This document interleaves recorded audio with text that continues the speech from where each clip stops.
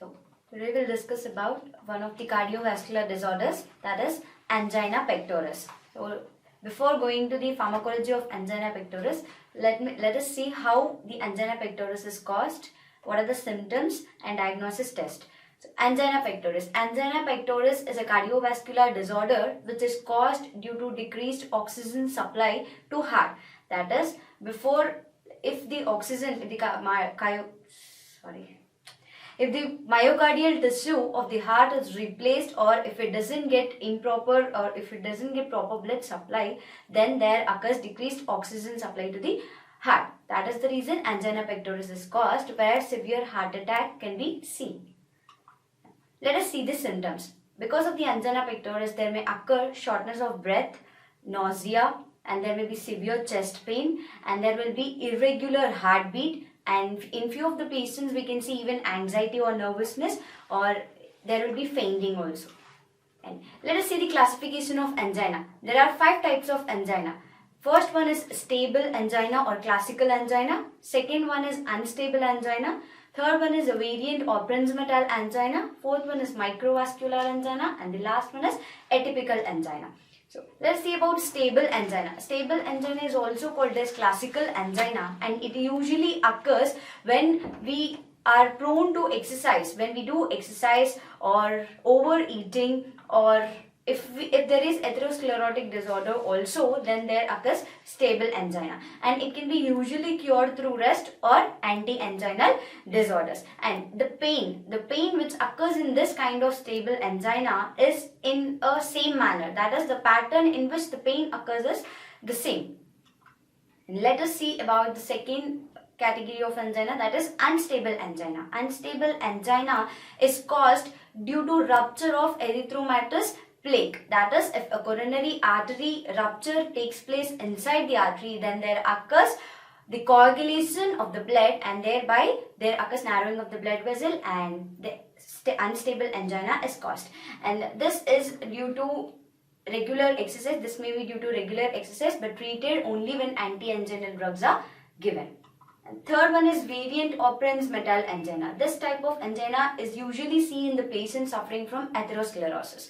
That is, if the heart or myocardial tissue is prone to myocardial ischemia, that is, if the myocardial tissue is replaced, or when it doesn't get proper blood supply, then there occurs decreased oxygen demand. There occurs increased oxygen demand to the heart and decreased oxygen supply to the heart.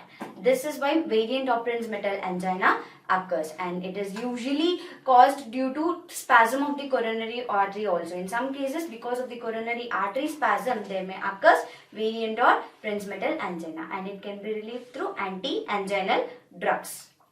And fourth one is microvascular angina. Microvascular angina is a type of angina which usually occurs in the microvascular blood vessels. Apart from the large coronary arteries, there are few microvascular blood vessels which supply blood to the heart. When these microvascular blood vessels are blocked, or when there is improper blood supply in those kind of blood vessels, then this microvascular angina occurs, and it can be treated through common angina medication like anti-anginal drugs.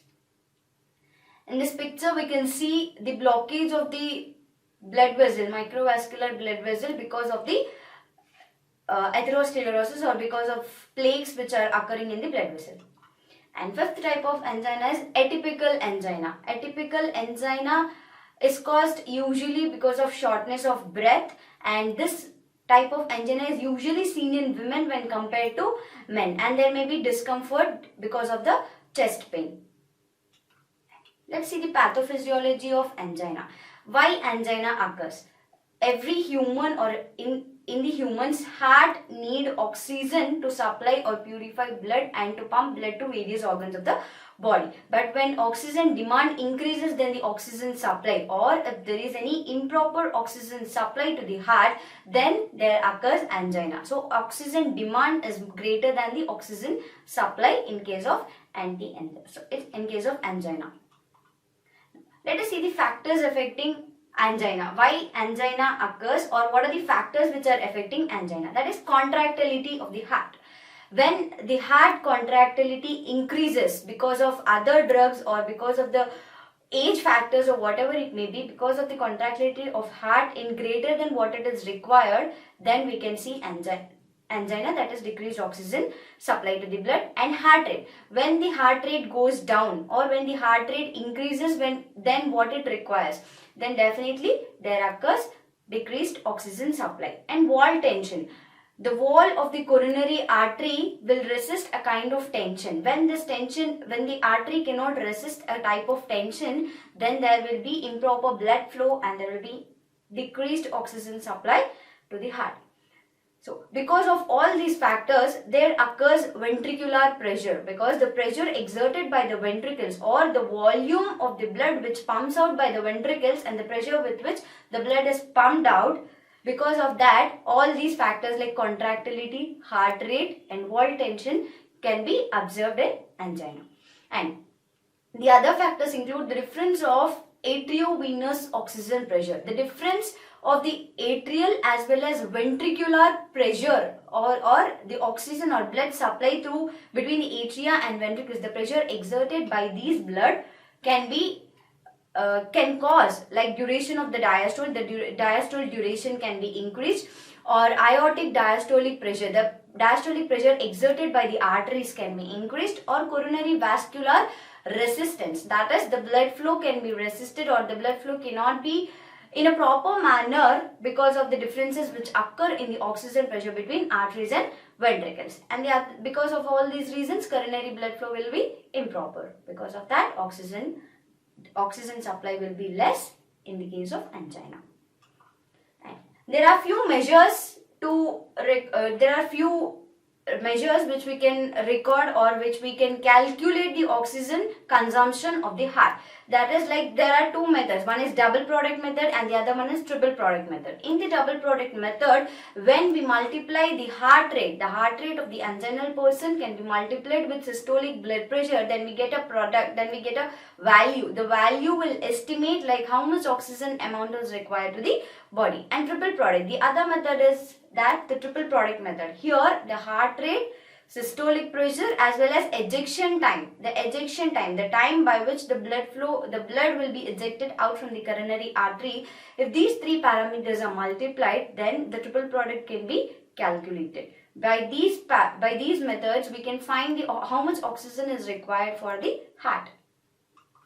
And diagnosis of angina. How we can diagnose whether the patient is suffering from angina or not. There are routine tests as well as optional tests. The routine tests which are usually carried out in the patient suffering from angina are ECG, that is electrocardiogram. The differences in the PQRST wave determines whether the patient is suffering with angina or not in the case of electrocardiogram.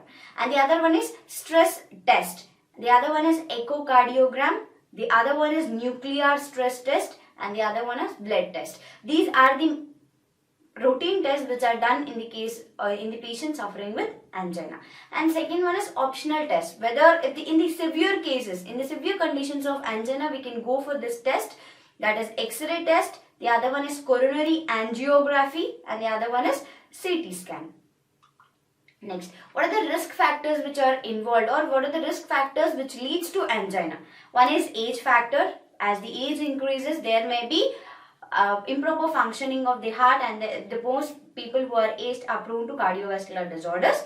And alcohol consumption. People who consume alcohol in more amount, they will suffer from this kind of cardiovascular disorders. Tobacco use. People who smoke. And the other condition is diabetes mellitus. The patients who are suffering from diabetes mellitus are prone to cardiovascular disorders. And the other one is elevated serum lipids. As the serum cholesterol or serum lipids are elevated, they get deposited into the coronary artery where occurs obstruction of the coronary artery leading to cardiovascular disorders. And the other one is high blood pressure. Because of the high blood pressure, narrowing of the blood vessel takes place and there occurs improper flow of blood in the coronary artery. And family history. If a person who has a family history of patient suffering from angina, then he may be prone to angina pectoris. The other one is obesity. Because of obese or overweight, angina can be occurred or other cardiovascular disorders can be occurred. Lack of exercise. If a person is not fit or do not do exercise in a regular basis, then also cardiovascular disorder chances are there. And the other one is sedentary lifestyles. People who don't take food in a proper time or who eat more junk food or their lifestyle is not routine, then occurs cardiovascular disorders.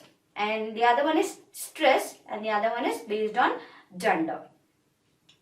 Next, let's see the causes of angina. We have shown the regular causes of angina. Let's see which diseases can even cause angina. One is coronary heart diseases, that is myocardial infarction or myocardial ischemia, where myocardial tissue is replaced by the fibrous tissue, and because of that the blood supply won't be in a proper manner, or there will be no blood supply to the heart, leading to angina. And the other one is coronary artery spasm. If there is any spasm in the coronary artery, also there won't be proper blood supply. And atherosclerosis. Atherosclerosis is one of the cardiovascular disorders along with angina can be occurred. Inflammation of the coronary artery. Injury of the coronary artery. If there is any injury or if there is any inflammation to the coronary artery, then angina can be caused. The other one is microvascular angina. We have discussed about microvascular angina. If the angina which occurs in the microvascular blood vessels, because of this microvascular blood vessel, there may be won't be proper supply even to the large coronary blood vessel, so that there occurs angina. We have saw the causes and physiology of angina. Let us see how the angina can be treated. There are non-pharmacological approaches as well as pharmacological approaches. Non-pharmacological approaches like changing our sedentary lifestyle and reducing the overweight if we are overweight, and if a person is prone to take more alcohol consumption should be limited, and we have to do more physical activity, that is increase aerobic physical activity. These are the non-pharmacological approaches where angina can be treated. The drug treatment, that is pharmacological approach. What are the drugs which are used in the treatment of angina? First class of drugs include nitrates or organic nitrates. Second class of drugs are beta blocking agents. Third class of drugs are calcium channel blockers. Fourth class of drugs are potassium channel openers. Fifth class of drugs are like miscellaneous other drugs which are used in the treatment of angina. Let's see one by one in the category. So, let us see the classification of anti-anginal drugs. We have saw the each and every category. Now, let's see the drugs which in each and category of anti-angina. Now, the nitrates. First, nitrates or organic nitrates. There are short-acting nitrates as well as long-acting nitrates. Short-acting nitrates include glyceryl nitrate or nitroglycerin. Long-acting drugs like isosorbide dinitrate, isosorbide mononitrate, erythritol tetranitrate and pentaerythritol tetranitrate. And these are the structures of nitroglycerin as well as isosorbide dinitrate. Why we are seeing the structure is that the NO, we'll see in the mechanism, the NO, nitric oxide will be released from these drugs. So that is why the structure of this nitroglycerin are important. Next, let us see the mechanism of action of these nitrates. So here from the organic nitrates or nitroglycerin, whatever the organic nitrates it may be, they carry NO2 group. So from this, when they get metabolized, nitric oxide, that is NO, is released from the organic nitrates, and this nitric oxide, it will help in increasing of or releasing of the guanylyl cyclase. Guanylyl cyclase, it converts GTP to cyclic GMP, that is guanylyl triphosphate to cyclic GMP, guanylyl monophosphate. This cyclic GMP in turn gets converted to GMP in the presence of phosphodiesterase enzyme. But here cyclic GMP is more important because cyclic GMP in turn, it reduces calcium influx. When calcium influx is reduced, then occurs smooth muscle relaxation. The other way is cyclic GMP, it dephosphorylates MLCK, that is myosin light chain kinase. Myosin light chain kinase is dephosphorylated, and because of that, the contraction of the smooth muscle will not take place, and thereby the ultimate result is relaxation of the smooth muscle. When the smooth muscles are relaxed, then there will be proper blood supply to the heart and we can reduce the angina to some extent. These are the first class of drugs, and these organic nitrates are used in angina pectoris, and they are even used in arrhythmia, and they are even used in bronchial spasm, cyanide poisoning. These are the few of the uses of these organic nitrates. The second class of drugs include beta-adrenergic blockers. So beta-adrenergic blockers, there are two categories of drugs. One is non-selective beta blockers and selective beta-1 blockers. There are three types of beta receptors, that is beta-adrenergic receptors. Adrenergic receptors are of two types, alpha as well as beta. So in these beta type of receptors, there are three, beta-1, beta-2 as well as beta-3 receptors. Non-selective beta-adrenergic blockers can bind to any of these three receptors, but whereas selective beta-1 blocker drugs, adrenergic blockers, will bind only to the beta-1 receptors. Let us see the non-selective beta-adrenergic blockers like propranolol, nadolol, timolol, pindolol, labetalol. These are the non-selective beta-adrenergic blockers. And selective beta-1 blockers include metoprolol, atenolol, esmolol and acebutolol. Let us see the mechanism of action. The mechanism of action of beta blocking drugs is very simple, that they inhibit the adrenaline which is released from the synaptic circle, the synaptic junction or circulation which is there. The adrenaline is released from those neurotransmitter. This is the neurotransmitter where it is released in the neurotransmitter junction and it gets bind to the beta receptor. But these adrenergic blockers, they prevent adrenaline to bind to the beta adrenergic blockers, and they in turn bind to the beta receptors, and thereby they result in smooth muscle relaxation. Because when adrenaline binds to the beta adrenergic blockers, it occurs or it results in the contraction of the blood vessel. But here, when instead of adrenaline, beta blockers will be bind to the receptors, there occurs smooth muscle relaxation. Now, let us see the potassium channel activators, the other category of drugs. The drugs which are included in potassium channel activators or potassium channel openers are diazoxide, minoxidil, nicorandil and pinacidil. These are the few of the class of drugs which are included in potassium channel openers, and let us see the mechanism of action. How these potassium channel openers act. This potassium is useful in smooth muscle relaxation, or instead of calcium and sodium, if this potassium is effluxed into the blood vessel in more amount, there occurs smooth muscle relaxation. So this potassium is released into these potassium channel openers allow the potassium to efflux or get into the blood vessel, and when there is more amount of potassium in the blood vessel, decreased calcium and sodium levels will be there, which leads to smooth muscle relaxation, because calcium will result in it provokes the blood vessel to contract. But here potassium channel openers, because of the hyperpolarization, it leads to smooth muscle relaxation.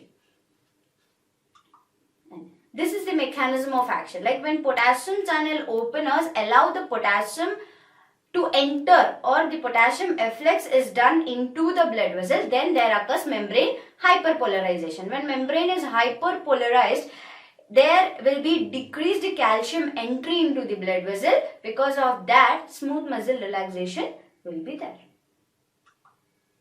Next, see the other class of drugs that are calcium channel blockers. In the calcium channel blockers, we have three categories. One is phenylalkylamines, and the other one is benzodiazepines, and the other one is dihydropyridines. These are the three class of drugs in the calcium channel blockers. The first class of drugs are phenylalkylamines. The drug which comes under this phenylalkylamine category is verapamil. And benzodiazepine category include the drugs called diltiazem. And in dihydropyridines, there are three generations of drugs. First generation, second generation, as well as third generation of drugs. First generation drug include nifedipine, and second generation drugs include isradipine, nicardipine and felodipine. And third generation of drug include amlodipine. This is the classification of calcium channel blockers. Now, let us see the mechanism of action. Mechanism of action of calcium channel blockers is very simple. The receptors have calcium channels, they allow the calcium to enter into the blood vessel. Because of the entry of calcium into the blood vessel, there occurs contraction of the blood vessel. But here these calcium channel blockers, they won't allow, or they block the entry of the calcium into the membrane or into the blood vessel through the membrane, because these receptors or these calcium channel ions openers or these calcium channels are present on the membrane. So when they block the calcium entry, there will be decreased calcium efflux into the blood vessel, and thereby because of that contraction will be less and smooth muscle relaxation will be takes place. Next, there are few of the miscellaneous drugs which are used in the angina. The first drug is dipyridamole. Dipyridamole is a powerful coronary dilator. When we intake dipyridamole, it immediately acts on the smooth muscle or coronary artery and it dilates the coronary artery. When the coronary artery is dilated, then definitely there will be proper oxygen supply to the blood, and it does not afford symptomatic benefit or avert ECG changes. What does this mean? When dipyridamole is taken, then there won't be any averts or there won't be any disturbances in the ECG changes also. And this dipyridamole, it also inhibits platelet aggregation. That is, if there is any blockage of or if there is any coagulation in the coronary artery, then the dipyridamole inhibits the platelet aggregation or coagulation of the blood. And it is usually employed or it is usually used in the cerebral thrombosis in post-myocardial infarction and post-stroke patients. The patients who have taken the treatment for myocardial infarction and stroke, after this post-myocardial infarction and post-stroke conditions, the cerebral thrombosis can be treated when dipyridamole is used in those kind of patients. The other category of drug is trimetazidine. This is also another class of miscellaneous drugs which is used in treatment of angina. How does this act? It prevents degradation of membrane unsaturated fatty acids by lipid peroxidation. That is, what does it do? The unsaturated fatty acids which are there, it prevents the entry of those unsaturated fatty acids into the membrane. When these fatty acids are degraded, the result is cholesterol. When this cholesterol is released into the blood in over amount, then there occurs deposition of cholesterol in the artery. When this coronary arteries are deposited by plaques, that is lipid plaques, then there will be narrowing of the blood vessel. So it inhibits the degradation of unsaturated fatty acids to form cholesterol by reducing myocardial oxygen demand. And the other one is it also inhibits superoxide cytotoxicity. Superoxide is another free radical which allows the blood vessel to get contracted. So when this superoxide free radical is inhibited, then there will be decreased toxicity in the body, and because of that there will be no any harmful effects of ischemia. Because of ischemia, angina can be caused. So the ultimate result is anti-anginal action of trimetazidine. And the other drug is ranolazine. Ranolazine, inhibition of late inward sodium current in myocardium during ischemia. So when sodium is increased in the blood vessels, sodium and calcium, they ultimately result in the contraction or contractility of the blood vessel. So when this sodium inhibition or sodium efflux is inhibited into the blood vessel, then there will be decreased contractility or increase in the smooth muscle relaxation. Even the same with calcium load also. When the calcium is entered into the blood vessel, there occurs contractility. So ranolazine prevents sodium as well as calcium to enter into the blood vessel in more amount. That is the reason it acts as cardioprotective drug. And the other effect of these, or the other effect by which ranolazine acts, is it inhibits fatty acid oxidation. When fatty acid gets oxidized, ultimately lipids or triglycerides will be released into the blood vessel. So that is the reason lipid peroxidation is also inhibited by this ranolazine. And it does not affect in any heart rate. When the ranolazine is taken, it will not affect any heart rate, or it will not affect with the blood pressure also. That is the best part of this drug. The other one is oxyfedrin. Oxyfedrin is a drug which is also used in the treatment of angina. what does it do? It can improve myocardial metabolism. Claim to improve myocardial metabolism. So the metabolism which occurs in the myocardial tissue can be improved by this drug. When myocardial tissue starts working properly, then there will be functioning of the heart takes place in a proper manner. So this is how this drug acts. Let us see the uses, effects, side effects and contraindications of these anti-anginal drugs. The first class of drugs are nitrates. The uses of these nitrates are discussed already, like they are used in angina pectoris, they are used in bronchial spasm, they are used in hypotension also in few cases, and the other one is cyanide poisoning. And let us see the effects. What are the effects? What happens if we intake nitrates? So when nitrates are intaken, smooth muscle relaxation takes place, because all the category of anginal drugs, the final result should be smooth muscle relaxation only. So smooth muscle gets relaxed. Preload reduction and after load reduction. What are this preload and after load? These are the loads or the pressure with which the blood is exerted by the walls of the blood vessel. So because of that pressure, there may be occur tension or load on the heart. That is, preload and after load can be reduced. When these loads are reduced, then definitely hypertension will be reduced. When hypertension or blood pressure is reduced, then there will be less risk of angina. And the other one is a redistribution of coronary flow. That is, if there are any plaques also, because of these nitrates, those aggregation or plaques will be dissolved, and when the plaques get dissolved, coronary flow will be properly distributed, or there will be proper flow in the coronary arteries. And the side effects. Let's see the nitrate side effects, because each and every drug has side effects. Let us see what are the side effects of nitrates. There will be throbbing headache, that is severe headache. Methemoglobinemia. What does this methemoglobinemia mean? Usually in the blood, the ferrous ion, that is Fe2 plus ion is present. But in methemoglobinemia condition, instead of this ferrous ion, ferric ion is replaced, Fe3 plus. When this replacement takes place, then the condition called methemoglobinemia occurs. And there will be rare rashes, palpitation occurs, and there will be weakness. And the contraindications, when these nitrates should not be taken, or when these nitrates are contraindicated. This nitrate should not be taken with sildenafil citrate, and the other one is this should not be given in hypotension condition, because in hypotension condition, when we give this nitrate, smooth muscle relaxation will be more, or there will be decrease in the more blood pressure, which may potentiate the condition of hypotension. And the other one is myocardial infarction. When the patient suffering from myocardial infarction, nitrate should not be given.